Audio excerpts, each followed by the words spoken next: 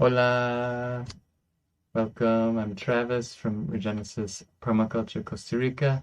Excited to share this with you, Syncing with the Cycles, Timely Preparations for a Successful Homesteading Season. And it's a wonderful collaboration between Regenesis Permaculture, Costa Rica, Regeneration Nation, and the Permavita Foundation. Working together, we make better things happen. This webinar is going to be broken down into a playlist. Here are the two main parts. The first part, a little more theoretical, but looking at the big pattern and recognizing how the pattern energies that we see in nature can be used and aligned and synchronized in coherence so that we can have more success, more grace and ease in what we're creating. And we'll also look at how the sun and the moon affect us and affect the plants. We use this for planning. The second part will be more specific, looking over the next 2 weeks. Here we are in late March 2024, and today it rained, preparing for more rains the rainy season and this important coming 2 weeks, coming month of what we do on the homestead. I'm going to share with you the permaculture membership program here in Costa Rica and anywhere online people can participate, and ask you to, if you like what we're doing, to announce, like, love, follow, share, and subscribe. Continuing, words of a great sage, nature does not hurry, yet everything is accomplished. By aligning with natural rhythms, we learn the power of patience and the wisdom of timing. We apply this in our daily lives, and our energies are well received and embraced by the universe, and we manifest our dreams. The patterns we see in nature, we see them because they are the physical manifestation of the movement of energy. This is why we observe the spiral, so common. It's because that's the way the air, the molecules move, the light. So I invite you to recognize that one thing can be perceived in multiple ways, and not that there's a right or wrong per se, but I invite you to see things from maybe a different way than you're used to seeing them. We were taught that a wave is a very simple two-dimensional line here in this chart, and that's a very oversimplified perception of it. We can think of a wave more as a three-dimensional surface, the surface of the water that's going as a wave. But I encourage you to go even further than that and recognize that what creates that wave is the interaction between the water molecules, and the air above it, and how both of those are affected by, for example, the light, which of course affects our plants and the photosynthesis. So there's a lot going on, and it's just good to know that it's not always as simple as it appears. When we understand that there's more to it, more than meets the eye or more than just on the surface, then we can really begin creating with grace and ease. A further example, this is a more accurate depiction of our solar system. It's not just a stagnant sun with planets spinning around. The sun is actually traveling, spinning around the galaxy, and the planets trailing behind it in this beautiful spiral. The concept of coherence is when waves are aligned, how they actually amplify one another. This is what we want to do on our farms, align with the natural rhythms, the season, the sun, the moon, the tide, so that our energies are amplified, as opposed to if we're not aligned, the energies can actually cancel themselves out, and that is kind of a failure, frustration, a lesson learned the hard way. A quick preview of the cycles, the solar year, it's about 365 days and a bit. The lunar month, 29 and a half days. And that means that the 13 lunar cycles in a year. The Earth Day, 24 hours, and the tidal cycle. So every day, more or less, there's 2 high and 2 low tides affected very clearly by the moon. This is the solar cycle broken down into the 4 points of the summer and the winter solstice, the shortest and longest days of the year, and the equinox when the sun is directly over the equator. Here in the tropics of Costa Rica, on the Pacific side, we have a very clear, distinct dry season. It goes from December up through March, heading into April. The wet season coming for the rest of the year, and the extra wet season in the months of October, November, September, October, November. There are these transition periods, mid-April, mid-December, where we get some rains.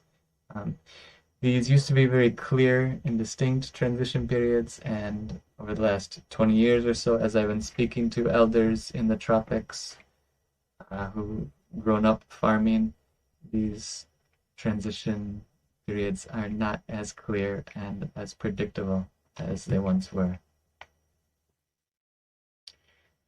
I share this following information with you now because of this wisdom. You miss the spring, you miss the season. It's really important that we're in a good position and prepared for the coming season.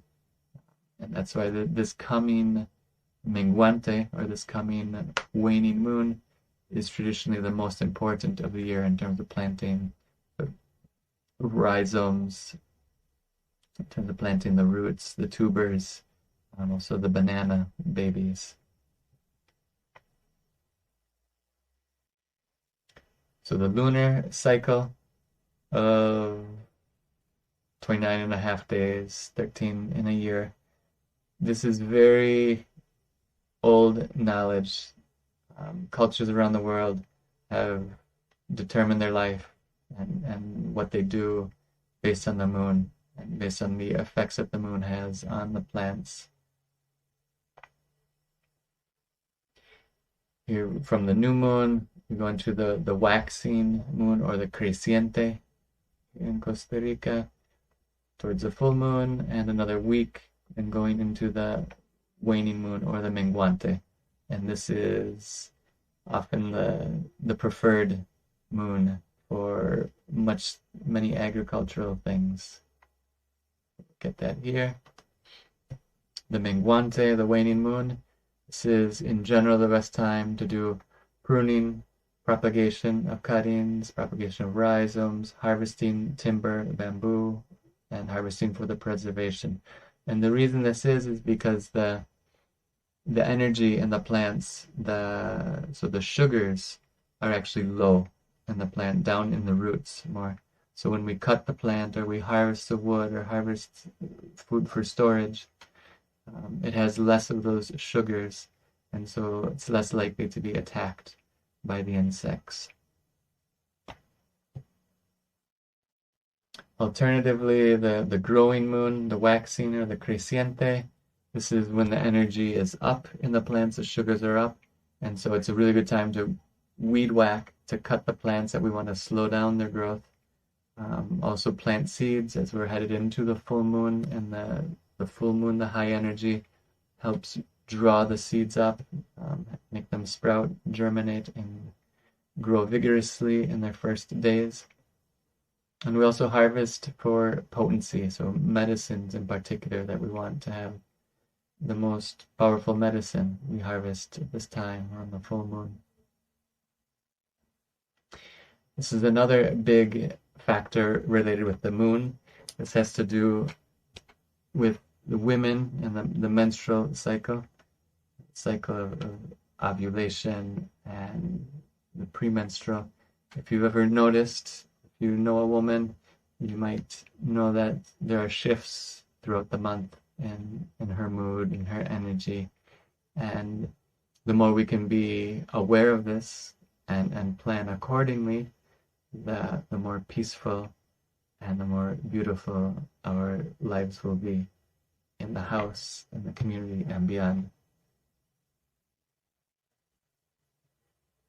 And the tide, as I mentioned, every day there's a high tide, a low tide, and the tide, just as it moves the energy in the ocean, it also moves the energy in the plants. The high tide's created by the pull of the moon. It pulls on the ocean and also pulls the planet. And so it creates this bubble high tide on the back of the earth as well. So the high tide follows the moon, usually an hour, half, 2 hours behind the moon. But it's also important to take into account if you want to do some light pruning or plant propagation and you don't want to wait the possibly 3 weeks to get to the menguante or the waning moon again. You can take advantage of the tide and do those sort of works at the low tide. Also, every day has its flow. Night, sunrise, and sunset. These are beautiful moments of the day. And we see it here, the locals, they're often up at 5 o'clock and they have the joy every day to enjoy, to appreciate the sunrise. And this is something I really encourage you, and I can attest from experience. Really feels like a more complete day, a more fulfilling day when we get to experience those natural rhythms and we get to wake up with the other animals, the birds and the insects, the mammals that wake up at this time. And early to bed, early to rise.